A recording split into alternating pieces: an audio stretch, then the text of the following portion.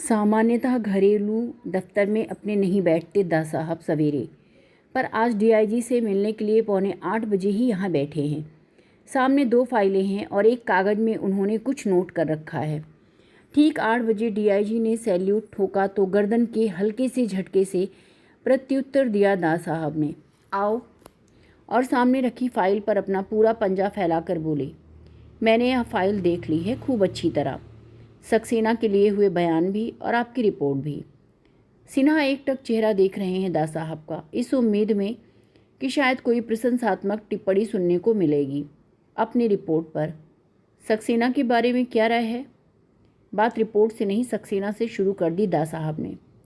Sir, आदमी तो बहुत भला है, समझ नहीं आया कि वाक्य कैसे पूरा करें। जरूर होगा, पर यह जरूरी नहीं कि भला आदमी योग्य भी हो। मैं योग्यता की बात पूछ रहा हूँ। वैसे सर, गांव वालों का विश्वास जीतने के लिए मुझे लगा था कि बहुत सही आदमी होंगे, इसीलिए सिन्हा ने सक्सेना का नाम सुझाया था और इसीलिए अब अपने को थोड़ा सा अपराधी महसूस कर रहे हैं। तुम्हें उलाहना कतई नहीं दे रहा, सिन्हा को एक प्रकार से आश्वस्त किया दा साहब ने। फिर बोले, पुलिस वालों में जैसी अंतर्दृष्टि, व्यवहार कुशलता और व्यक्तित्व का ओज होना चाहिए, वैसा कुछ नहीं है सक्सेना में। फिर सक्सेना की सीआर को जरा सा खींच कर बोले, इसे भी देखा है मैंने, मेरी धारणा की पुष्टि ही करती हैं इसकी रिपोर्ट्स। जब जब महत्वपूर्ण काम सौंपा गया, परिणाम असंतोषजनक ही रहा, इसीलिए प्रमोशन के हर मौके पर तबादला करके इधर उधर भेज दिया गया है इन्हें। 2 मिनट को रुके दा साहब। सिन्हा समझ ही नहीं पा रहे हैं कि किस बात पर क्या प्रतिक्रिया व्यक्त करें अपनी। पुलिस वालों की दृष्टि बहुत निष्पक्ष और तटस्थ होनी चाहिए। कुछ के साथ सीमातीत सद्व्यवहार और कुछ के साथ अकारण ही दुर्व्यवहार। असंतोष फैलता है ऐसी बातों से। मैंने उन्हें वहाँ असंतोष दूर करने के लिए भेजा था, फैलाने के लिए नहीं। सिन्हा मनी मन सोच रहे हैं, यह तो बिस्मिल्लाह ही गलत हो गया। पता नहीं उनकी अपनी रिपोर्ट पर क्या सुनने को मिलेगा। अब उस पुत्तन चाय वाले के बयान का क्या तुक है? बिला वजह चीज़ों को उलझाना, अपनी महत्ता दिखाने के लिए आदमी करता है कभी कभी यह सब भी, पर मुझे पसंद नहीं। महत्ता हो आदमी में तो दिखानी नहीं पड़ती, अपने आप दिख जाती है। चेहरे पर गहरा असंतोष व्याप गया दा साहब के, और सिन्हा का अपराध बोध और गहरा गया। प्रांत की राजधानी में एसपी का पद कम महत्व का तो नहीं होता, तुम देख लेना। और सक्सेना की सीआर कॉन्फिडेंशियल रिपोर्ट सिन्हा के सामने सरका दी दा साहब ने। फिर बिसु वाली फाइल के पन्ने पलटने लगे। तुम्हारी रिपोर्ट भी देखी है मैंने, मेहनत से तैयार की गई लगती है। कृतज्ञ हो आए सिन्हा, पर दा साहब ने ज़्यादा देर टिकने नहीं दिया यह भाव। मैंने भी सारे केस का अध्ययन किया है बहुत गौर से। कुछ देर को रुके दा साहब। ऐसा लगता है कि निष्कर्ष तुम्हारे मन में पहले से था और रिपोर्ट बाद में तैयार की। होता है कभी कभी ऐसा भी कि दिमाग में एक बात बैठ जाती है तो सारे निष्कर्ष उसी दिशा में निकलते चले जाते हैं। थोड़े असमंजस में पड़ गए सिन्हा, कुछ समझ ही नहीं पाए कि दा साहब का संकेत किस ओर है। कुछ सकुचाते हुए बोले, लेकिन सर, यह तो बहुत साफ मामला है आत्महत्या का। और अगर मैं ना माने तो? अपनी सूझबूझ और गहरी अंतर्दृष्टि से पुलिस वालों के निर्णय को चुनौती देते हुए दा साहब ने कहा, मुझे खुद आश्चर्य हुआ, लेकिन खुले दिमाग और तटस्थ दृष्टि से देखा तो पाया कि मैं तो बिल्कुल दूसरे नतीजे पर खड़ा हूँ। अजीब सी परेशानी घिर आई सिन्हा के चेहरे पर। दा साहब ने अपनी बात जारी रखी, क्रिमिनल साइकोलॉजी पर गहरी पकड़ और गहन अध्ययन तो नहीं है मेरा, फिर भी थोड़ा अधिकार तो जरूर है। तुम लोग तो मास्टर हो इस लाइन के। और अपनी नज़रें सीधे सिन्हा के चेहरे पर गड़ा दी।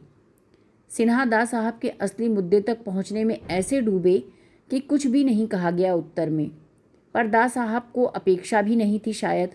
उन्होंने अपनी बात जारी रखी, चतुर अपराधी ही सबसे अधिक आक्रामक मुद्रा अपनाता है कभी कभी। दा साहब एक क्षण को रुके और सीधे ही कहा, घटना वाले दिन बिंदा का गांव से अनुपस्थित होना और घटना के बाद उसका अतिरिक्त रूप से आक्रामक रवैया, संदेह के लिए बहुत गुंजाइश नहीं रह जाती। कतई चौंके नहीं सिन्हा। क्षण भर पहले ही वे समझ गए थे कि दा साहब यही नाम लेने जा रहे हैं। इस बार उन्होंने गौर से दा साहब को देखा और बेझिझक देखते ही रहे, पर उस दृष्टि में ना स्वीकार था ना नकार, था तो एक विस्मय। पर दा साहब विचलित नहीं हुए इस दृष्टि से, बल्कि अपनी दृष्टि से थोड़ा सा आक्रोश घोलकर उन्होंने कहा, आश्चर्य है सक्सेना, या आपको यह बात सूझी तक नहीं? खैर, एक बार फिर सारे मामले पर नज़र डालिए, खुले दिमाग और पैनी नज़र से। मुझे विसु के हत्यारों को पकड़ना है, वचन दिया है मैंने गांव वालों को, और अब आप पर छोड़ रहा हूं यह काम। बिना किसी जवाब का मौका दिए ही दा साहब उठे और भीतर का दरवाज़ा खोलकर अंदर चले गए। दा साहब की अंतर्दृष्टि से उपजा यह निष्कर्ष, यह तेवर और यह तैश, यह स्वर उनके जाने के बाद भी जैसे वहीं बना रहा, और सिन्हा कुछ देर तक जहाँ के तहाँ खड़े रहे, जड़वत, अवाक और पूरी तरह विस्मय में डूबे। आज 1 घंटे तक तेल की मालिश करवा कर भाप स्नान किया है दा साहब ने, इसलिए शरीर फूल सा हल्का हो रहा है और अंग प्रत्यंग में एक प्रकार की कांति छाई हुई है। बड़े तृप्त भाव से मशाल का ताज़ा अंक देख रहे हैं दा साहब। पिछले सप्ताह की सारी प्रमुख घटनाएं दी गई हैं और बड़े सलीके और जिम्मेदाराना ढंग से। मुख्य पृष्ठ पर असंतुष्टों के द्वारा मंत्रिमंडल गिराने के प्रयास की घोर असफलता की बात ही नहीं, वरन उन लोगों की स्वार्थपरता और पदलोलुपता की कड़ी आलोचना भी है। लोचन बाबू की बर्खास्तगी को दा साहब का एक सही और साहसिक कदम बताया गया है, और इस बात की प्रशंसा की गई है कि पार्टी के अनुशासन और एकता के लिए अपनी ही पार्टी के एक मंत्री को निकाल देने का निर्द्वंद भाव से लिया गया निर्णय निश्चय ही अभिनंदनीय है। बीच के पृष्ठ पर सुकुल बाबू की रैली का समाचार है। तस्वीर कोई नहीं, पर यह स्वीकार किया गया है कि इस प्रांत के इतिहास में इतनी बड़ी रैली शायद ही कभी हुई हो। विरोधियों की इतनी बड़ी रैली बिना किसी बाधा व्यवधान के शांतिपूर्ण ढंग से हो गई, इसके लिए गृह मंत्रालय और डीआईजी पुलिस के प्रति आभार व्यक्त किया गया है। इसके बाद तीसरी प्रमुख खबर, दोस्ती की आड़ में बिसु की हत्या करने वाला बिंदा गिरफ्तार। फिर बड़े सनसनीखेज और रोचक ढंग से विस्तृत वर्णन दिया गया था कि किस प्रकार नए सिरे से बयान लेने और गहरी छानबीन करने पर कुछ ऐसे विस्मयकारी तथ्य सामने आए जिन्होंने सारी घटना की दिशा ही बदल दी। डीआईजी ने जिस सूझबूझ का प्रमाण दिया, इस सारे मामले में उनकी भूरी भूरी प्रशंसा थी। साथ ही एक छोटे से बॉक्स में बधाई देते हुए यह भी सूचना थी कि आईजी के रिक्त स्थान को डीआईजी सिन्हा ने संभाल लिया है। उसके बाद सरोहा चुनाव क्षेत्र में बढ़ती हुई सरगर्मियों के अनेक रोचक विवरण और अंतिम पृष्ठ पर 3 तस्वीरों के साथ घरेलू उद्योग योजना की तेजी से बढ़ती हुई गतिविधियों के उल्लेख के साथ आशा व्यक्त की गई थी कि इसी सक्रियता और कर्मठता के साथ योजना चलती रही तो साल भर के भीतर भीतर गांव के गरीब तबके की आर्थिक स्थिति में आमूल परिवर्तन आ जाएगा। इस पृष्ठ के एक एक शब्द को पढ़कर दा साहब के चेहरे पर एक दिव्य आभा छा गई।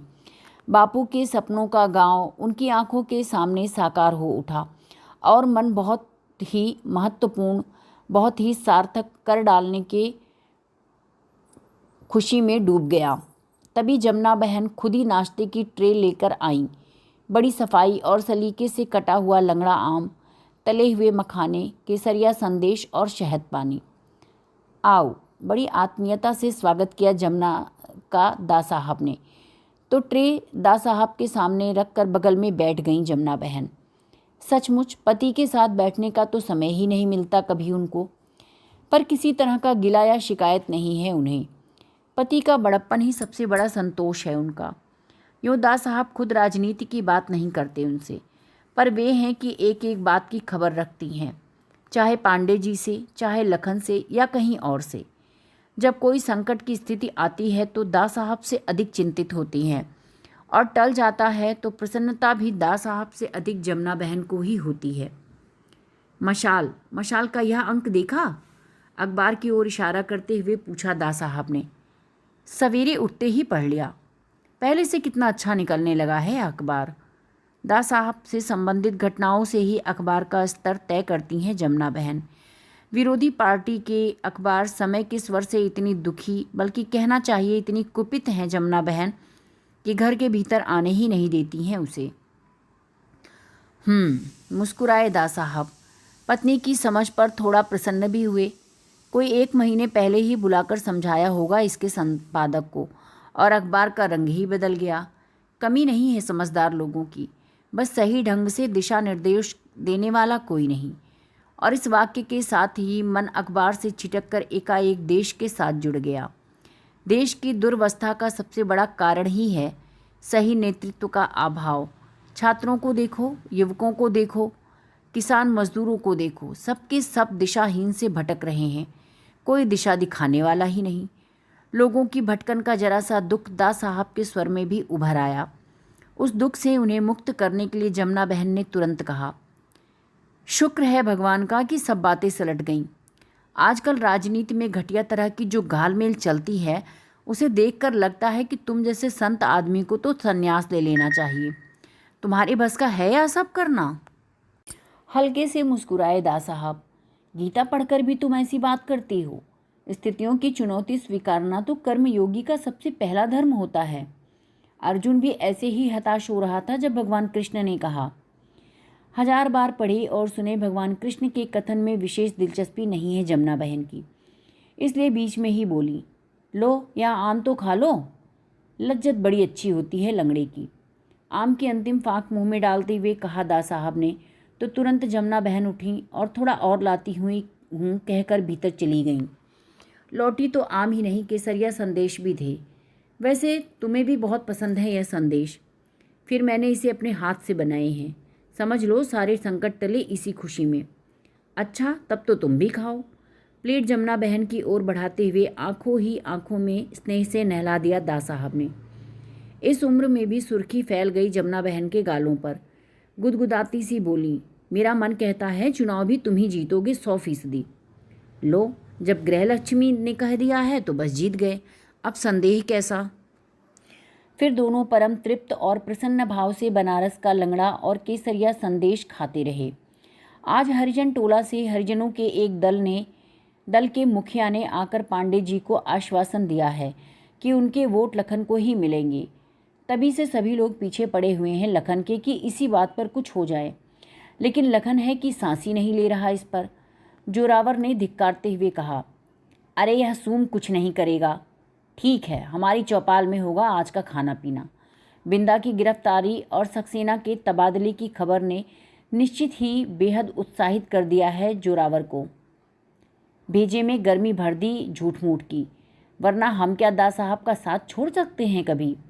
अपनी कही बात का विश्वास दिलाने के लिए तरह तरह की फितरत में रहता है आजकल। शाम को 10-12 लोगों का जमावाड़ा फैल गया चौपाल में। स्काच की बोतल खुली है। शहर से स्पेशल सीख कबाब और पनीर के पकौड़े आए हैं। दा साहब के संरक्षण में पला लखन सिंह पीने का शौक नहीं रखता।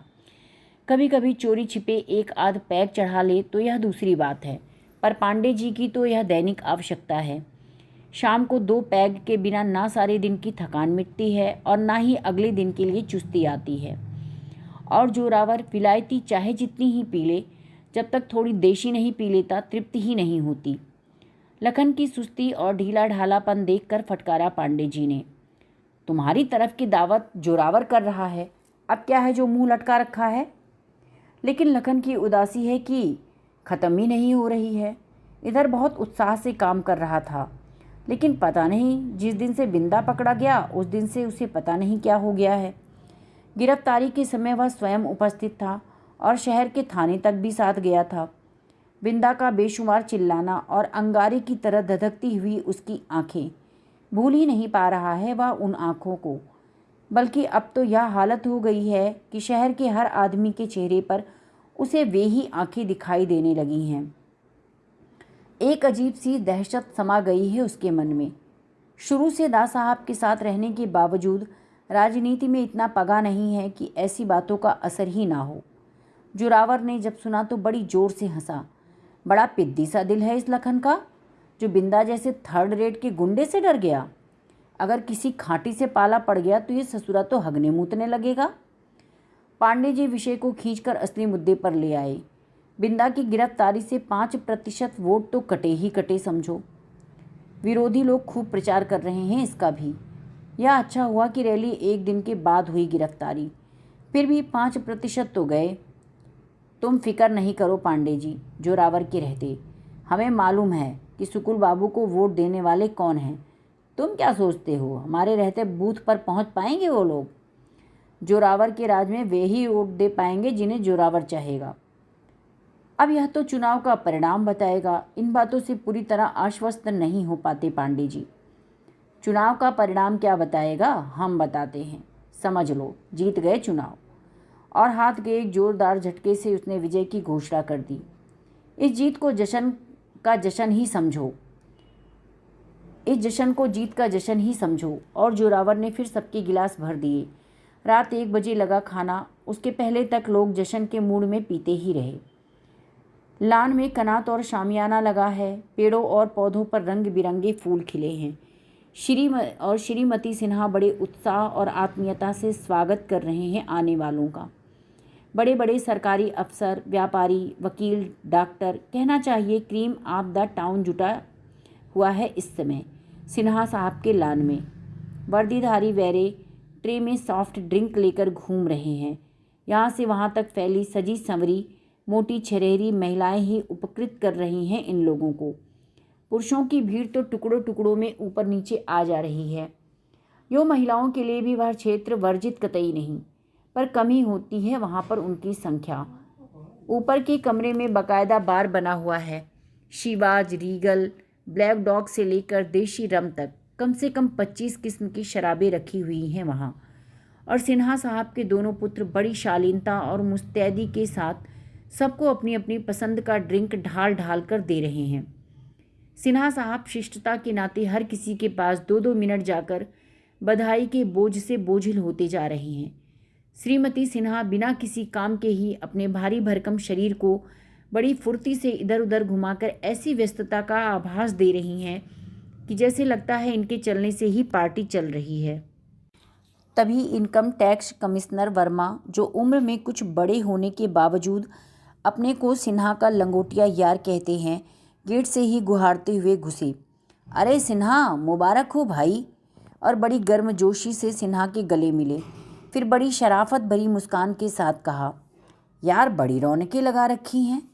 लगता है बिना डिज़र्व किए प्रमोशन मिल गया तुझे, वरना रूटीन में ऐसा क्या रखा है? कैसी बात करते हैं भाई साहब, यह पार्टी खाली प्रमोशन की थोड़े है कोई। कुछ थिरकते हुए श्रीमती सिन्हा ने कहा तो चेहरे पर अपार विस्मय लाकर वर्मा बोले, तो और क्या हो गया है तुम्हारे घर में? 10 दिन को मैं बाहर गया, इस बीच भाई लोगों ने पार्टी का मौका भी पैदा कर लिया। फिर बड़े नाटकीय अंदाज में पूछा, बात क्या हो गई? अपनी कैद की 25वीं वर्षगांठ मना रहे हैं। लाला दीन दयाल ने अपनी तरफ से भारी मजाक किया। ओहो, यह बात है क्या? तब तो इनाम के तौर पर 1-2 महीने की छुट्टी दिलवा देनी चाहिए सिन्हा को इस कैद से। क्यों भाभी जी, कमाल करते हैं आप भी भाई साहब। ठुमकते हुए मिसेस सिन्हा बोली, कैद तो मैंने 25 साल तक काटी है। पुलिस वाले के साथ रहना किसी सज़ा से कम होता है क्या? इनाम तो मुझे मिलना चाहिए। ठीक है, तो इनाम के तौर पर आप छुट्टी ले लीजिए और सिन्हा को मैं अपने साथ लेकर जाता हूँ। एक सम्मिलित ठहाका। इसके बाद छोटे छोटे दलों में बंटकर लोग आपस में बातचीत करने लगे। हाथों में कीमती गिलास थामे कोई दल देश में बढ़ते भ्रष्टाचार पर चिंता कर रहा था, तो कोई फैलती हुई अव्यवस्था पर। किसी की सोच और रोष का विषय था देश का तेजी से गिरता हुआ नैतिक स्तर, तो किसी को दिन ब दिन बढ़ते हुए मूल्य परेशान कर रहे थे। रोगन पालिश से चमकती हुई लकदक कपड़ों में लिपटी स्त्रियां पुरुषों की हाँ में हाँ मिला रही थीं। लेकिन किसी के दिमाग में एक क्षण के लिए भी यह बात नहीं आई कि डीआईजी की हैसियत का आदमी इतनी कीमती शराबें कहाँ से पिला सकता है, कैसे पिला सकता है। किसी बड़ी जौहरी की दुकान के शोकेश की शोभा बढ़ाने वाला कम से कम 25,000 का हीरो का सेट श्रीमती सिन्हा के शरीर की शोभा बढ़ाने कैसे आ पहुंचा और कहाँ से आ पहुंचा? नहीं, ये बातें गिने चुने मूर्खों को छोड़कर अब किसी को परेशान नहीं करती। परेशान करना तो दूर, क्षण भर के लिए भी किसी के दिमाग में नहीं आती। कुछ बातें, कुछ तथ्य, कुछ स्थितियां प्रचलित होते होते सबके बीच इस तरह स्वीकृति पा लेती हैं कि फिर लोगों की सोच की सीमा में रहती ही नहीं। खाने की पुकार के साथ ही लोग दो टेबलों में बट गए, सामिश निरामिष। गर्मा गर्म खाने की महक, प्लेटों चिम्मचों की खनखनाहट, बातों कहकहों और ठहाकों से सारा लान गुलजार हो उठा। हलक से उतरकर पेट में गई हुई शराब अब दिमागों में छा गई थी और सारी दुनिया बड़ी हसीन, बड़ी रंगीन और बड़ी खुशगवार हो उठी थी। दत्ता बाबू के मन में दा साहब की शाबाशी से खुशी और जेब में कागज के डबल कोटे का परमिट पड़ा हुआ है। वे जमीन से 1.5 इंच ऊपर महसूस कर रहे हैं अपने को। हलवाई के यहाँ से 10 से ताज़ा बूंदी के लड्डू बंधवाए। आज प्रेस में मिठाई बांटेंगे सबको और अगर हो सका तो 15-15 दिन के बोनस की घोषणा भी करेंगे। प्रेस में पहुंचकर भवानी के सामने कागज का परमिट रखते हुए कहा, लो अब तो हुआ विश्वास। कहते थे ना कि इन मिनिस्टरों की जबानी तारीफ का कोई मतलब नहीं। अब बोलो, है मतलब या नहीं? मिल गया परमिट, एकदम उछल पड़ा भवानी। वाह, कागज संकट के इस समय में कोटा डबल हो जाए तो समझो 12। और पिछले 15 दिनों में 9 विज्ञापन लाकर दिए हैं तुम्हें। आज 4 की बात और पक्की करके लाया हूँ। रत्ती ने फ़ोन कर दिया था विकास एडवर्टाइजिंग कंपनी को। बस 4 विज्ञापनों की जगह रिजर्व करवा ली। आइटम बदलते रहेंगे हर महीने। कल नरोत्तम को भेजकर इस महीने के ब्लॉक्स मंगवा लेना। जियो जियो, पूरे उत्साह में चिल्लाया भवानी। यह तो हो गया, अब देश में क्रांति लाओ मशाल के जरिए, नहीं तो यह जीना मरने में बदल जाएगा, दत्ता बाबू ने कहा। तुम फिक्र मत करो। और भवानी ने कुछ ऐसी तत्परता से दराज खोली मानो दराज से ही क्रांति निकाल लाएंगे। पर निकाला केवल एक सफ़ेद कागज और उसे सामने फैलाकर कलम खोलते हुए बोले में, देश में क्रांति जब आएगी तब आएगी, और कमबख्त कभी आएगी भी या नहीं। संपादक जाने पर मशाल के दफ्तर और मशाल के संपादक सह संपादक की जिंदगी में तो क्रांति दरवाजे पर आकर खड़ी हो गई समझो। अभी सारा हिसाब समझाकर तुम्हें क्रांति की झलक भी दिखा देता हूँ, ऐसी की तैसी तुम्हारे हिसाब की। कागज सरकाकर एक और कर दिया दत्ता बाबू ने और बोले, पहले मिठाई बांटो। लड्डू लाया हूँ मैं और सोचता हूँ 15-15 दिनों के बोनस की घोषणा भी कर दूँ। अभी केवल मिठाई बांट दो, बोनस की बात अगले महीने के लिए रहने दो। स्टेप बाय स्टेप क्रांति को ऐसी रफ्तार से चलने दो कि हमारे लिए करना संभव हो और बाकी लोगों के लिए पचाना, समझे? थोड़ी देर में प्रेस के सारे लोग दफ्तर के बाहर वाले बरामदे में जमा हो गए। सबको लड्डू दिए गए, फिर चाय और गर्म समोसे खिलाए गए। निहायत ही अनौपचारिक से इस जश्न में दत्ता बाबू ने एक छोटा सा औपचारिक भाषण दिया। सबके परिश्रम और सहयोग की प्रशंसा करते हुए अखबार के दिनों दिन बढ़ते महत्व और बढ़ती हुई जिम्मेदारी की बात बताई। सब लोग चले गए तो भवानी ने चुटकी लेते हुए कहा, यार दत्ता, तुझे मालूम नहीं शायद, इस तरह की भाषणबाजी करते हुए तुम बड़े चुगद लगते हो। दा साहब के पास से आने के बाद 2-4 दिनों तक यह चुगदपन छाया रहता है तुम पर। और फिर खुद ही खी खी करके हंसने लगा। शाम को भवानी बोला, अब जरा अपने रोज़मर्रा के रूटीन में भी क्रांति आ जाए। आज नरोत्तम को बुलवा लेते, लेकिन घर में चलकर बिल्कुल नहीं बैठेंगे, किसी बढ़िया जगह। वे जब प्रेस से निकले तो बिना पिए हुए ही हल्का हल्का सुरूर छाया हुआ था उन पर। सुकुल बाबू की शानदार रैली के उपलक्ष्य में आयोजित एक जश्न निसंदेह नया कीर्तिमान स्थापित किया है इस रैली ने। पिछले महीने से केवल दा साहब का स्तुति गान करने वाले मशाल ने भी स्वीकार किया कि इस प्रांत के इतिहास में आज तक तो ऐसी रैली कभी नहीं हुई। 1 लाख से ऊपर ही आदमी जुटे हैं वहाँ। देखने वाला दृश्य था। बिसु की मौत और हरिजनों पर होने वाले अत्याचारों के विरोध में सैकड़ों पोस्टर लिए हुए थे हजारों लोग। सुकुल बाबू का कहना था कि एकदम 42 वाला समा उपस्थित हो गया था। सत्तारूढ़ पार्टी के लोग तो दीदे फाड़ फाड़ कर देखते ही रह गए। सबको जैसे अपनी असली तस्वीर दिखने लगी थी उसमें। सहनते मन से सब अपनी अपनी कुर्सियों के पाए सहलाने लगे। रैली की इस अभूतपूर्व सफलता पर गदगद और भीतर तक कृतज्ञ होकर बिहारी भाई को बाहों में भर लिया था सुकुल बाबू ने। इसमें संदेह नहीं कि इसका सारा श्रेय बिहारी भाई को ही है। पिछले 10-12 दिन से तो रात दिन एक कर दिया था बिहारी भाई ने। कुछ घंटों को भी मुश्किल से सोए होंगे वह। पैसा तो जरूर पानी की तरह बहाया, पर अपने कार्यकर्ताओं का दूर दूर तक और कोने कोने में ऐसा जाल बिछाया कि रैली वाले दिन खेत मजदूर और हरिजनों के किसी भी घर में आदमी तो दूर, चिड़िया का बच्चा तक नहीं रहने पाया था। इस रैली को तो जोरदार ढंग से सेलिब्रेट करना पड़ेगा सुकुल बाबू।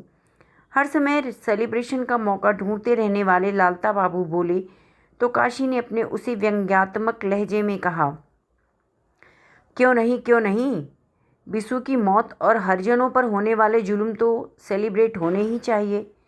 इससे मौजू मौका और कब मिलेगा। बेमौका उछाला गया यह फूहड़ व्यंग अच्छा नहीं लगा सुकुल बाबू को। केवल नज़रों से ही काशी को फटकार दिया उन्होंने और लालता बाबू को सौंप दिया यह काम। लेकिन रैली के ठीक दूसरे दिन बिंदा की गिरफ्तारी ने बिहारी को सरोहा में इतना व्यस्त बना दिया कि उस दिन तो कुछ हो ही नहीं सका। आज भी सब लोग करीब 2-2 पैग चढ़ा चुके तब जाकर प्रकट हुए बिहारी भाई। बिना दूल्हे के ही दावत शुरू कर दी हमने तो क्या करते। कोई बात नहीं, अपने इस महत्व पर भीतर ही भीतर पुलकित हैं बिहारी भाई। बातचीत का एक ही विषय है, सरोहा का चुनाव। बिंदा की गिरफ्तारी ने तो हमारा पक्ष और भी मजबूत कर दिया। बड़े ही माकूल मौके पर हुई है गिरफ्तारी। एक उल्लसित स्वर। 2 दिन पहले हो गई होती तो रैली में 10-20 पोस्टर बिंदा के नाम के भी उठवा देते। वैसे घर घर जाकर गुस्सा तो खूब भड़का दिया है सबका। मीटिंग भी खूब धुआंधार हुई थी उस दिन। देखना, नहीं नहीं करके भी 10% वोट तो फूट ही जाएंगे हमारी तरफ। एक सुखद सूचना, बिंदा ससुरा तो हाथ ही नहीं रखने देता था। अब उसकी बीवी से वे सारे प्रमाण निकलवाओ जो बिसु ने जुटाए थे, वह दे देगी। कहो हम केस लड़ेंगे बिंदा का। एक विवेकपूर्ण सुझाव। हाँ, चुनाव हार गए तो केस जरूर लड़ेंगे, जीत गए तो कितनी बड़ी बड़ी बातें आ जाएंगी करने के लिए।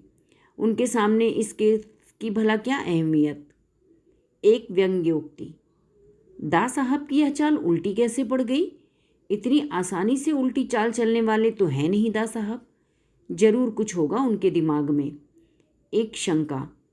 भूलो मत, चतुर कौआ ही विष्ठा पर बैठता है। खेत मजदूरों और हरिजनों के सारे वोट गए इस बार, पक्की बात। शंका का समाधान।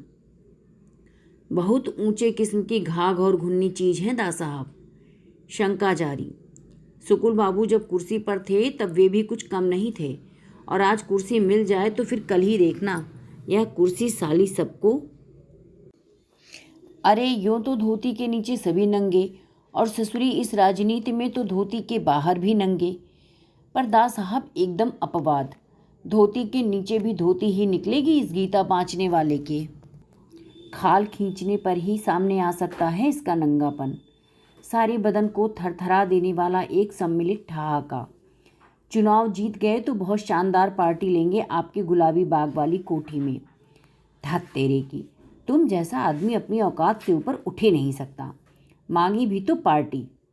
जीतने के 6 महीने के अंदर अंदर अपना मंत्रिमंडल बनाना होगा। सुकुल बाबू, यह चुनौती है आपके लिए। पोर्टफोलियो वाले मुख्यमंत्री आप और बिना पोर्टफोलियो वाले मुख्यमंत्री बिहारी भाई।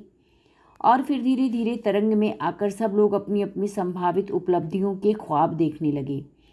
शहर के अलग अलग भागों में अलग अलग ढंग से जश्न मनाती, मौज मस्ती में डूबी इस विशाल बिरादरी से कटे हुए 3 लोग, सक्सेना, लोचन बाबू और बिंदा, पूरी तरह उपेक्षित, परित्यक्त और एक तरफ फेंके हुए। अपने सस्पेंशन का आर्डर पढ़ने के बाद भी जैसे कोई प्रतिक्रिया नहीं हुई सक्सेना के मन में, ना दुख की ना पश्चाताप की। सामने बच्चों को खाना परोसती हुई पत्नी पर नज़र पड़ी। क्या कहेंगे उससे और कैसे लेगी वह इस खबर को। क्षण भर के लिए जाने कैसी करुणा उमड़ आई पत्नी के लिए, पर थोड़ी देर में रुकमा का चेहरा उभर आया। 3 दिन तक वह बिंदा को लिए हरिजन टोला और टिटहरी गांव में घूमते रहे थे, तो रुकमा ने हाथ जोड़कर कहा था, इन्हें अपने साथ इतना मत रखो साहेब जी, इन्हें जरूर कोई कुछ कर करा देगा। फिर क्या होगा, इस बच्चे का क्या होगा। और इस पर बिंदा की दहाड़ती हुई घुड़की, चुप कर, तू सोचती है तेरे पीछे मैं जनखा होकर बैठ जाऊंगा। Binda is the real culprit. Oh no sir, यह नहीं हो सकता, यह सरासर गलत है। मैंने इस केस का रेशा रेशा उधेड़ कर देखा है। मैं पर डीआईजी के पास पूरी रिपोर्ट तैयार है, अकाट्य तर्कों से लैस, ठोस प्रमाणों से पुष्ट।